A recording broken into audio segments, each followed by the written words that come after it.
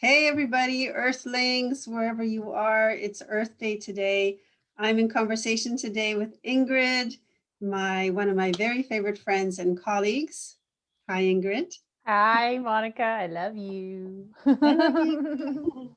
It's always so nice to get together. And last week I had this really deep, deep call to connect with Ingrid and to record something together. And I had no idea what we were going to talk about. And today, still flowing with it. But to introduce Ingrid, and your full bio will be in the comments in the video. I'll post it later so that people can check into the whole thing. But just to say that Ingrid is a gifted psychic medium and a spiritual teacher, and she guides people very beautifully through guilt and shame and releasing all these different things that hold us back through a modality that she has called Soulmatic Renewal. So let's just dive into it.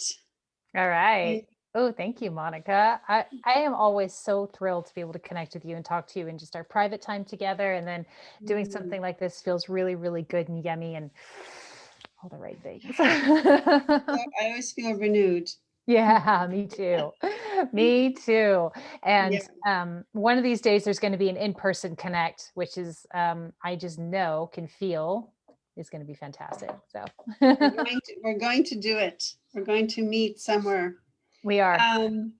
So one thing I wanted to do at the beginning, because there's so much going on, like today is Earth Day, so there's a lot of energy around that, and people are kind of scattered all over the place coming out of Aries season. Now we're into Taurus season where it's supposedly more grounded, but I feel like it always takes us a few days to shift from one energy, one element to the Yeah. other.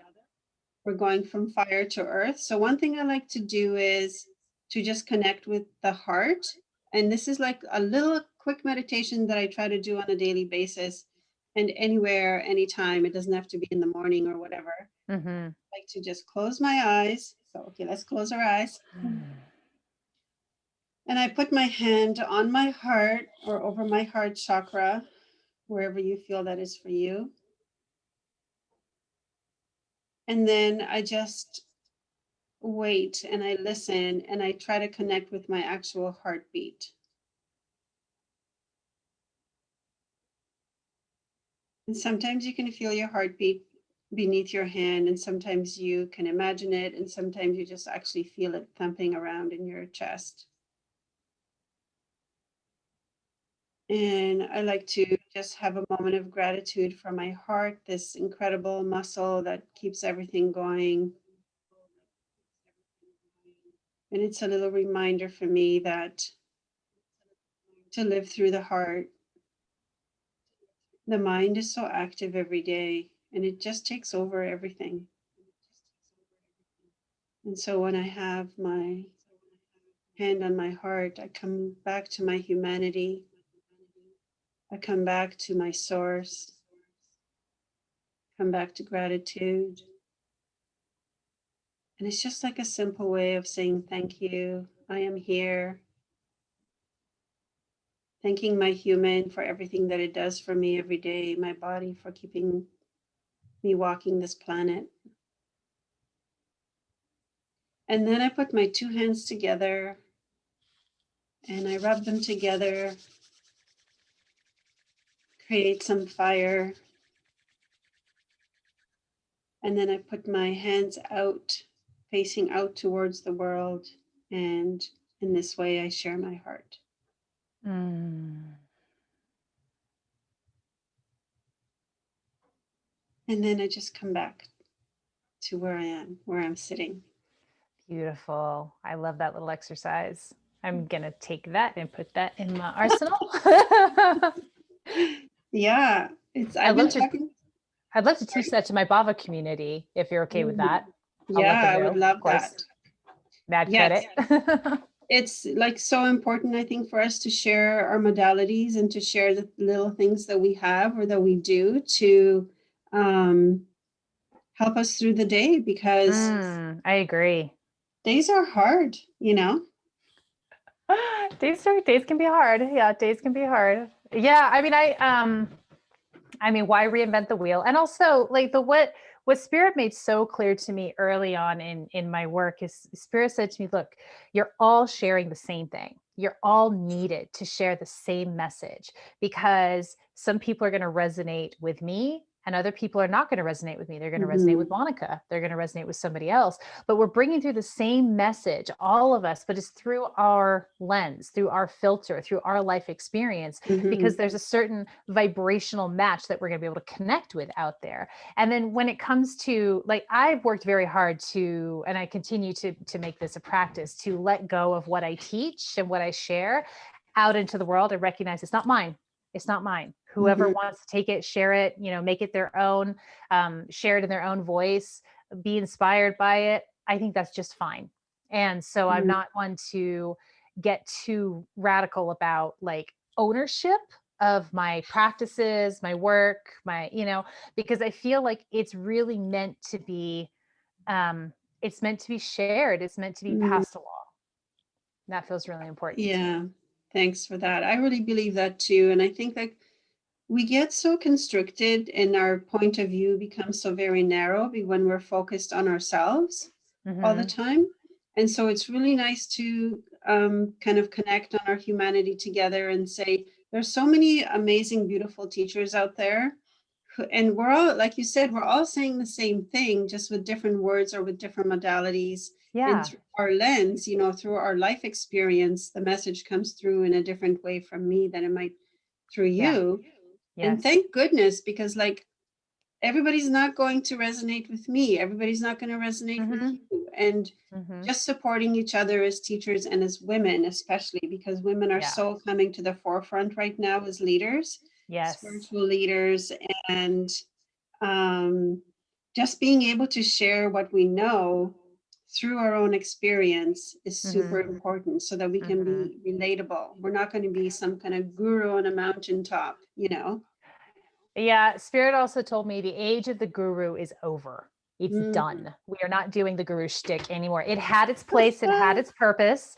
It Yeah. was valuable for that paradigm, but we're in a new paradigm now. Everything is different. This is a brand new energy, which is part of the reason why we're so uncomfortable.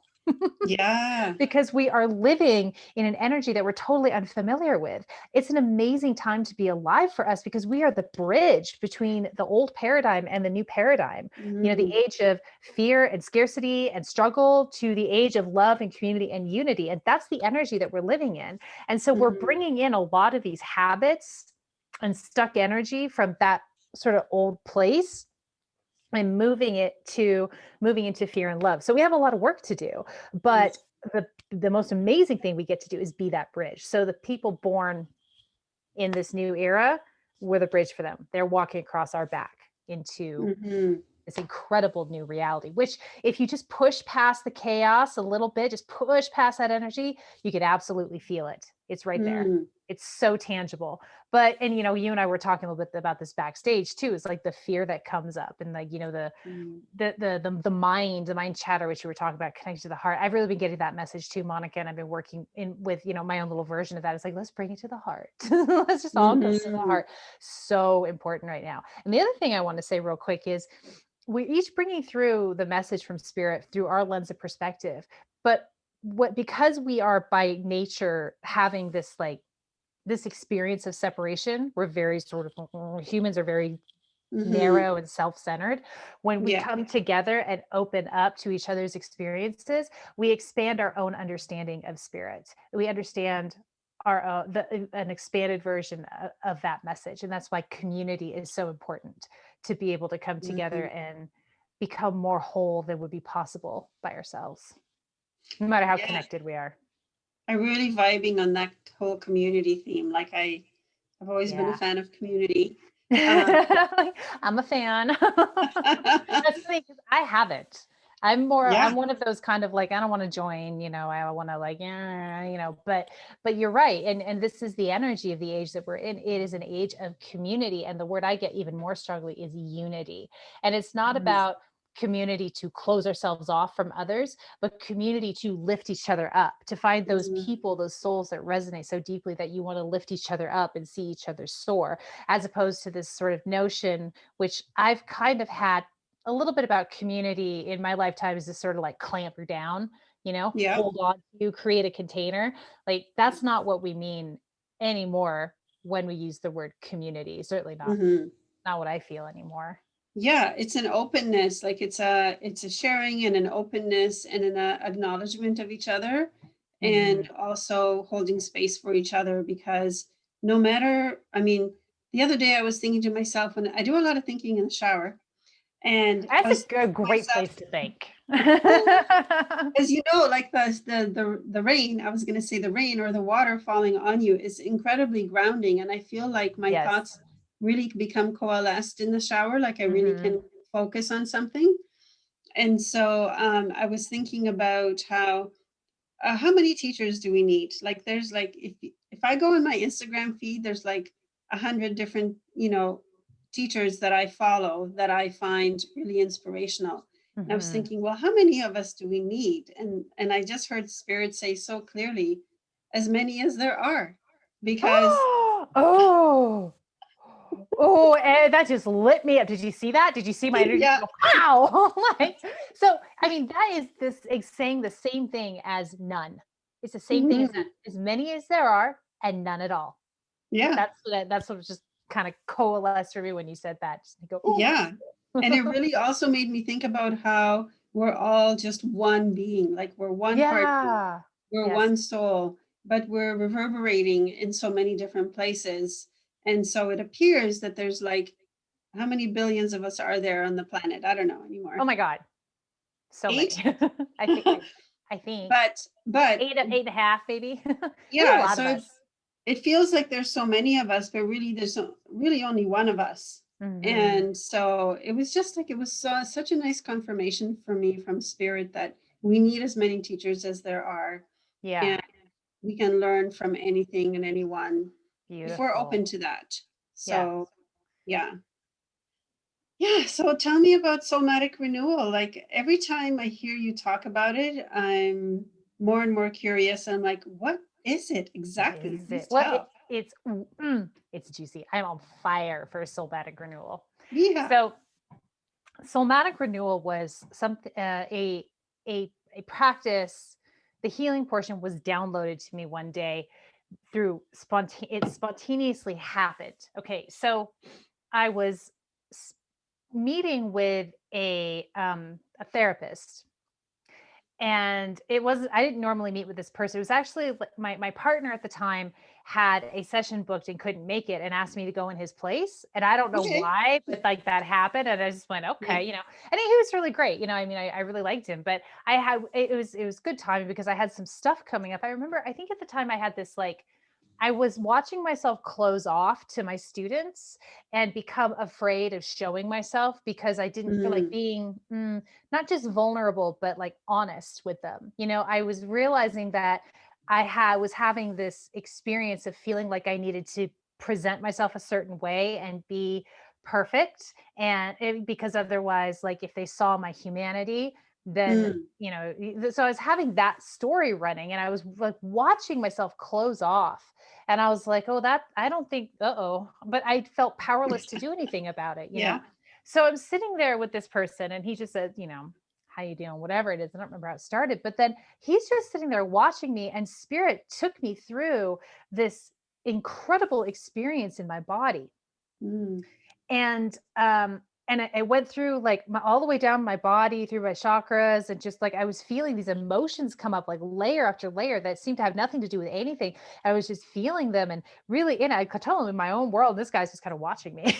It was great, and he was like, "Cool, this is great." yeah. And I just boom, boom, boom went through it, and then as I went through this process, I popped out the other side, and all of a sudden it was gone. It was like that incredible energy of just turning away that I felt powerless over was gone. And I was completely open, and I just got this doesn't matter. Doesn't matter. It wasn't that I felt better. It was that it was gone. And that's a distinction, an important distinction with somatic renewal work.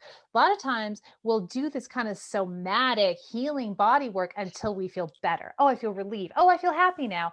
And somatic renewal spirit says, nope, go deeper, go deeper, go deeper. Mm-hmm. So then I went and I met with a student shortly afterwards. One of the students who I'd really felt like this need to close off, all of a sudden it was completely open and I didn't care. And the response from her was incredible. And the response from my community was incredible because it was gone. And that's the best way I can describe it. So I went, okay, what's this? Like, what is this? So I started playing with it with myself and started playing with it with other people. And over a couple of years, I started to understand, like, kind of, perfect, if you will, the process for this healing. And then the somatic renewal began to incorporate not just the healing part, which is designed to help you release stuck energy from your body. Mm. So here's what became clear to me over time as I was doing this work and communicating with spirit is, when we are presented with an experience in our life that produces a response, an emotional response, we're meant to have that fully and completely. We're meant to live each moment fully and completely. We're here for the whole spectrum of the human experience, the good, the bad, and the Mm. ugly, the whole thing, Yeah. up and Yeah. down. But Mm-hmm. a lot of times, like when we're little or even when we're grown-ups, whenever we're presented with an experience that gives us an emotional, we have an emotional response. And when we don't know how to feel that, or don't want to feel that, or told we're not allowed to feel that, we stuff it, run from it, try and avoid it, get rid Yeah. of it. But that emotional experience never goes away. It gets lodged in our body.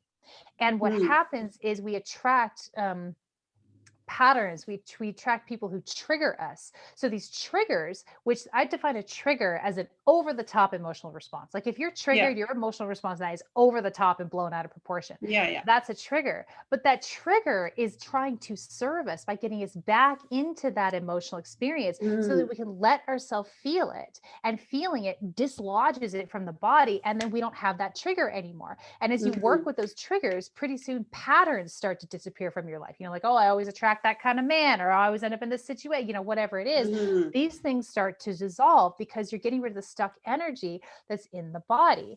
And we can work with anything, whatever trigger is showing up. It's not just going to heal and got to get rid of the stuck energy around that trigger is nothing. It doesn't mean anything. Yeah. But here's Yeah. what happens is when we're triggered, instead of using that trigger to help us go in and do the deeper healing work, our ego comes in and goes, oh no, you're going to die if you feel that feeling. Like you're Yeah. going Yeah. to Yeah. die. And so it creates this story.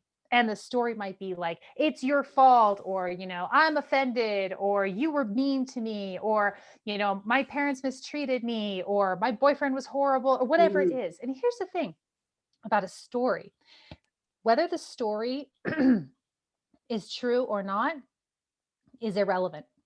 Yeah. It is the mind attempting to take you out of your emotional experience by Mm-hmm. projecting that outside of you onto something else. So here's the somatic renewal healing practice. It's really simple. We take the story and we play with it. Okay. All Yeah. right, let's give it to yourself for a minute. All right, we got some charge. Now we're going to take that story and we're going to put it on a shelf. We can take it down later if we want to. We give ourselves that permission. But for now, Yeah. we're going to take it to the shelf. And then Yeah. I say, where do you feel it in your body? Where do you physically feel this in your body? And then, oh, I feel it in my chest, or I feel it in my power center, or I feel it in my Mm-hmm. shoulders, or wherever it is. Okay, now we're not going into the emotion yet. We're just going to stay in the physical body. Just Mm-hmm. describe for me how that physically feels. And they go, okay. And they start to say, oh, it feels clenched, feels tight, feels burning, whatever it is. Okay, good. Now let's just drop down into it. And we sink layer by layer, bit by bit. And what happens is underneath that physical, that stuck energy, you're going to have layers of emotions. Okay. And we don't care what precipitated those emotions. We do not care. That's a story. Okay. Yeah. We're just worried about the energy. So we dig down, deep down into it. And what we're doing is we're going all the way through until you pop out the other side. And I say, what do you feel? And you say, nothing. It's blank. Yeah. It's blank space. Poof, Yeah. it's gone. And Yeah. then that trigger, then I say, okay, take the story off the shelf. Okay, we take the Yeah. story off the shelf. We play with it. How do you feel? There's nothing there. what pissed me off or flew me into a, tailspin or whatever is not Yeah. happening anymore. So that's Yeah. the somatic renewal healing work. And then in the program that I run, we also incorporate understanding our unique energetic signature. So the way that we Mm. naturally roll, the way that we naturally tick, we spend so much of our lives trying to operate a certain way when we are not wired like that. And if we would just Yeah. let go of the story that we need to like be super productive or make a pros and cons list or make things happen, Mhm. and understand that maybe your energetic flow is to wait to respond to life. Maybe your, work ethic is more about first you got to get your home clean nice, then you can initiate a project, or there's all kinds Yeah. of different ways to look at that. But understanding the way you flow and then dismantling the stuck energy that is creating unhelpful patterns and self-sabotaging behaviors, game changer. Game Mhm. changer. Just saying. Wow. I mean, what you said there about how the mind takes us out of the body, and then we're not present to ourselves or what is actually going on. And we don't need to go any deeper because we can just fly away with the mind into wherever it's taking us. And Yep. even like things like you get addicted to saying something about a trigger. So like somebody does something, you say, oh no, you can't do that because I have this trigger. Right.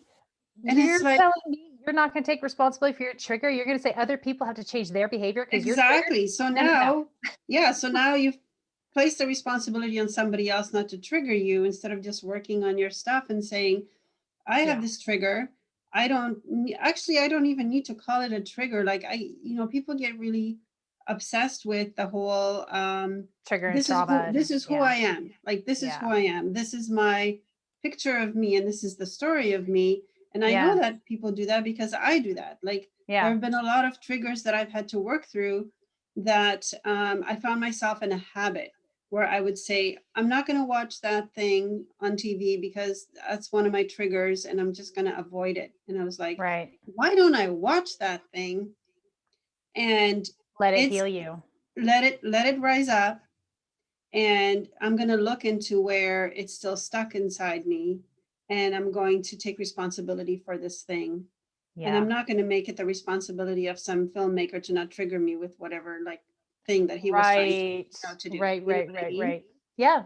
Yeah. So it's really deep work, and I'm so glad that you're doing it because we all need it. Like I need it, you need it, the Oh people we God, know need yes. it. Yeah, like I do we're working on our own. somatic, absolutely. I mean, like we're walking our talk here. That's what I love about you and the other people who I feel truly, connected with in the spiritual world. I mean, Mm, there gets to a point where as you sort of expand in your spiritual awareness and you step into the role of teacher, I think all of us experience that point where it's like, oh, maybe I just don't have to work anymore. Maybe I'm done. And you're not yeah. done ever. I do somatic maintenance, which means every Mm, damn day I am saying to myself, what story am I telling myself? Because there's just yeah. always a story running and we're not even aware of the story. So I go, what story am I telling myself? Yeah. And then I go, okay, all right, I got you. All right, now let's go into the body and let's do our Mm, clearing and let's do it on the daily.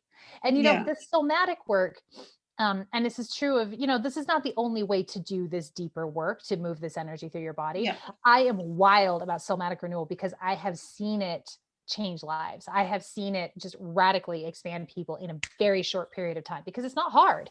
It takes commitment. You have to keep going Yeah. back in. But if you do, you move major blocks very, very quickly because you're Hmm. giving yourself, like you said, you're being present. You're just being present, and using the body as a container is really powerful.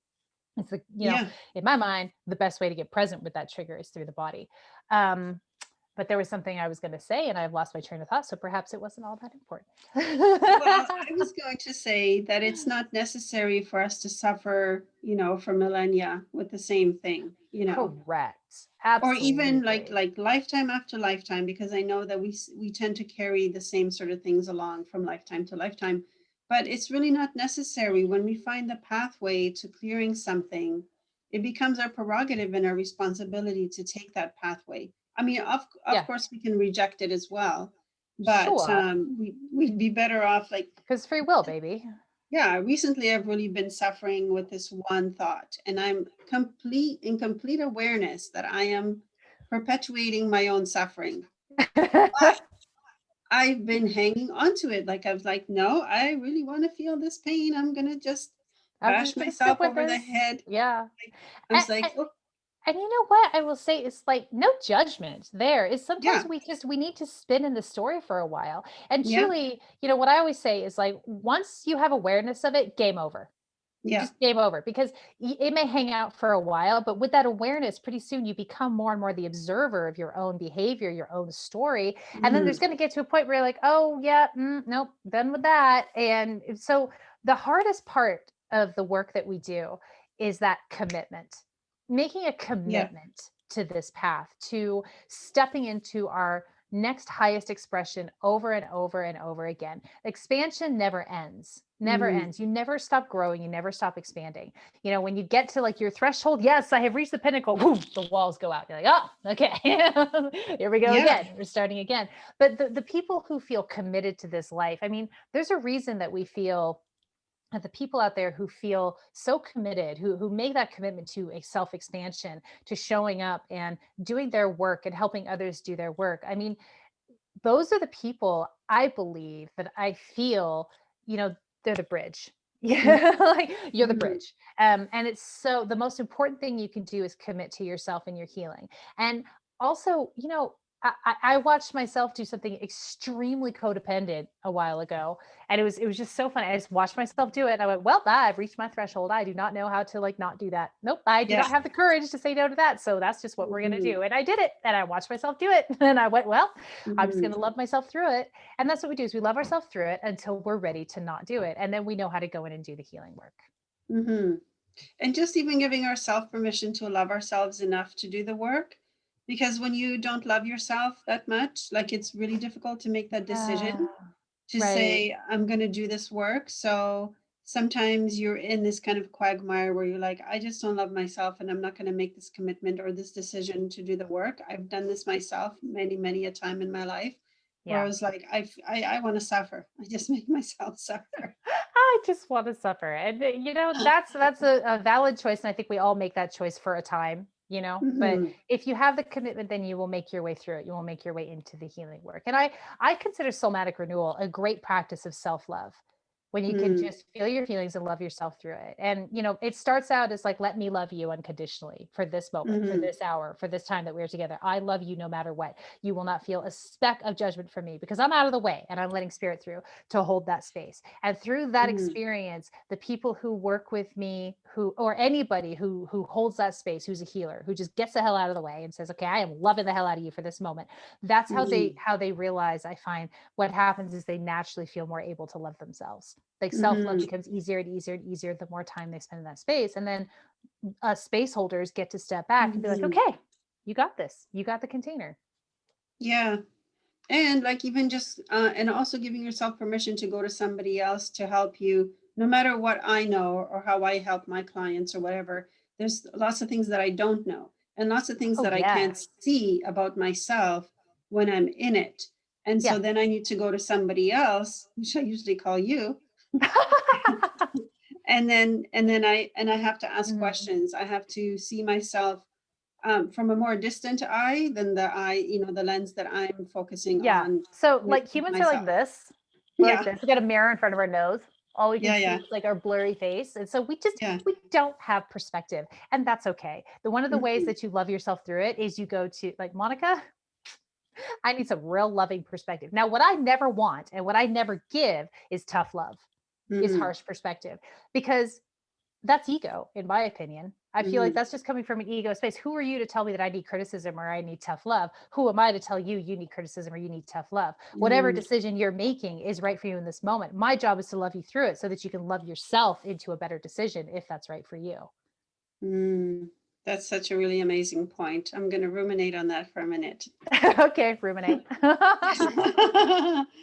Because we hear that a lot. We hear that a lot. That person needs tough love, or that person needs to be snapped out of, whatever. But I think really, and I think we kind of see that with our children as well. Oh gosh, yes.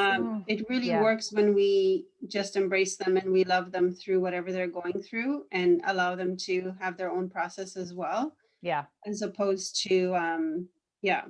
Yeah. And with my son, I was 21 when he was born. I was a baby, and I wasn't in a spiritual place. I was just fully in that space where we are, and early in our life, a lot of times, a lot of us is Yeah. just running on trauma. It's Yeah. just wow. And so I was like the queen of tough love for my kid. I was very strict, and I was just rah rah rah. And so that I wince when people say like, oh, and like apply that to your children, like, oh, my poor kid. Yeah. but Yeah. um We've all been there, but done the that. Right. But the thing is, like, and well, this is what spirit told me, and I try and remember. My ego likes to get in the way, beat myself up on this one. But what spirit told me, and what I'd pass along to any parent out there who has feelings of regret, about maybe the way they raised their children, or, became more conscious later in their children's childhood. And Yeah. is the best thing that you can do for your child is heal yourself. And when you Mm-hmm. heal yourself, when you do that work, that healing will show up for your child. The other Mm-hmm. thing is, you don't control your child's life experience and whether they are happy or Mm-hmm. not. And every single one of us, every human on the planet, is born into the environment that they need to create the best possible version of themselves. But it is up to Absolutely. every Yeah. individual human to put the pieces together that way, including your child. Now, I would have done a lot really differently with my child had I had a different perspective. And I remember, actually, I think my son was about 12 or 13, and we were taking a drive, and I said that to him. I said, yeah, I would have raised you differently had I, had you later in life. He goes, why? You're a great mom. And I looked at him, and he looked at me, he goes, oh. But because there was a Yeah. lot of flailing and trying to control and trying to be make him be the kind of person I thought he should be, instead of Mhm. embracing who he was. And then the poor kid, I had my spiritual awakening and completely turned it around, and he was very Yeah. confused. So now Yeah. it's like things are really good. He's really settling into himself, and and I'm able to just love him uh in a way that feels authentic and appropriate, and it's all working out really well. But it was definitely like, you know, kids parenting is intense. I have found it to be It's intense. it's the hardest. I Right? think it's like the hardest thing you'll ever do. And again, it brings Ever. us back to our humanity and having compassion for our humanity. Because if we look Yes. back, we can see all the different places where now, with this new understanding, we would make a different choice, but we Yeah. didn't. We made that choice, and that Yeah. choice had its value as well Yes. for us and for them, you Yes. know. So I think it's just really important that we're just like really understand, hey, we came here to be human, Yeah. and we came Yeah. to really understand, like I was reading this meme the other day, which was brilliant.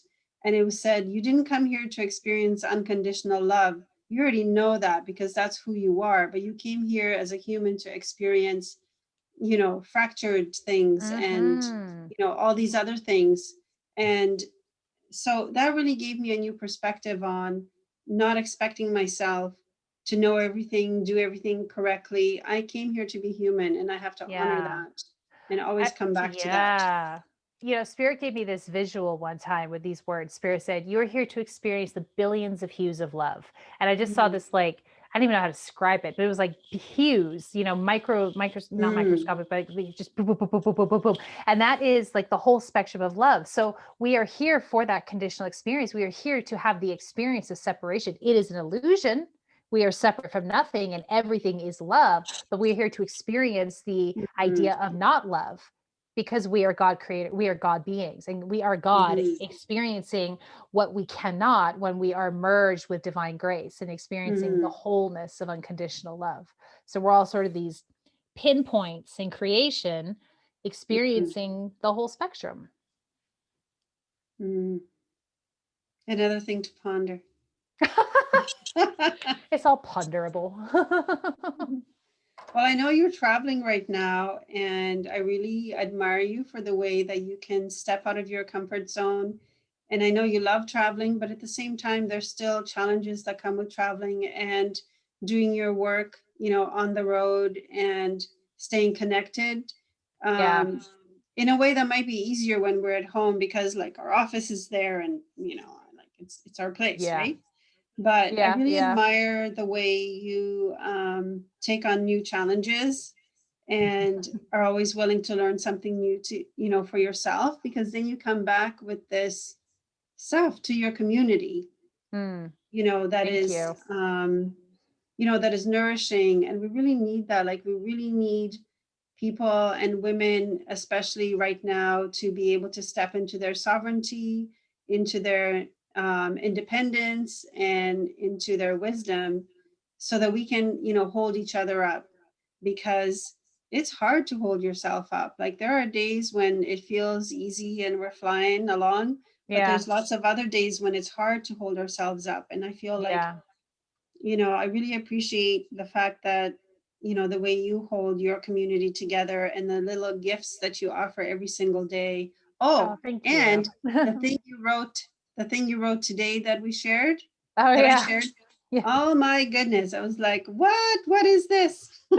Oh, yeah, that was really fun. So Spirit told me just a week ago, I was doing some automatic writing, some channeling just for myself. And I have a spirit guide. His name is Mons. And Mm, if you follow me around, you're familiar because I'll, yes. post his stuff, but I was just kind of going in for me because I was having a moment. And you know what he said to me? And I couldn't believe it. I was so happy. He said, "You should write poetry every day." And I Mm, was like, "Oh, should I?" Because I love writing poetry. I've been writing poetry since I was 7 years old. mm, My first poem actually was a channeling. It was my first experience in mediumship as well. And I didn't know it. I was 7 years old. I had a little bit of a fever, so I was kind of, oh. mhm, And I remember walking across the living room and walking along. And I remember I stopped halfway because this man showed up and started dictating to me this dictating, and it came out as a poem. And the poem was about how he faded away from his lover. And looking mm. back now, I mean, it came out as this really interesting poem with just a lot of emotion and angst and all this stuff. I was 7 years old, and I just kind of wrote it and just and looking back, I realized, like, oh, he probably died like he probably had a long death or something, like fading Yeah. away. But at the time I Yeah. was just like, oh, that's interesting.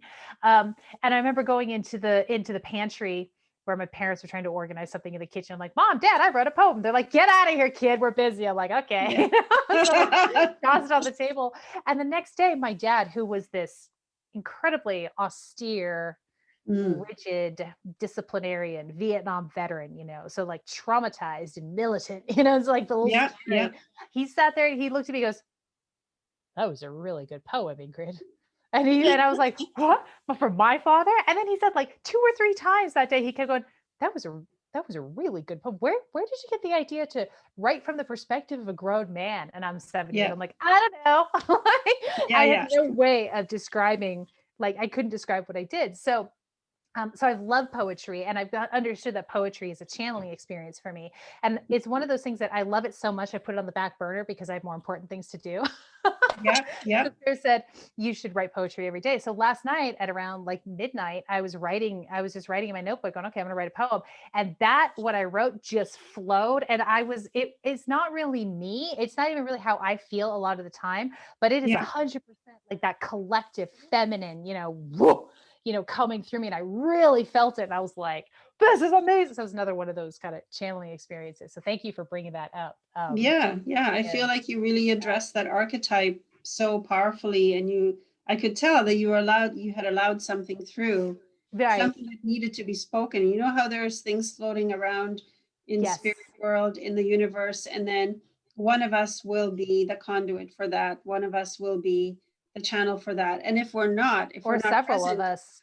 yeah, or like if we're not even present for it in the moment and we can't write it down, or we don't, spirit will find another person for that to come through. It may come through a slightly different lens and not be those exact Yes. words, but that message will Yeah. come through. Yeah. So it's just really, really important that we Yeah. stay present to when spirit is talking to us and would Yes. like to say something. Yes.